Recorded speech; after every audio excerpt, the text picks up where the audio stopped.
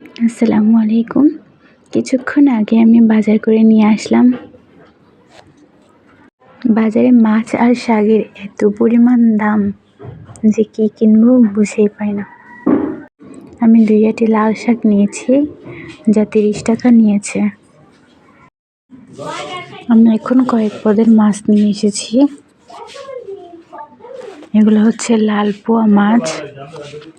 এটা ১২০ টাকা কেজি। আমি আধা কেজি এনেছি ৬০ টাকার।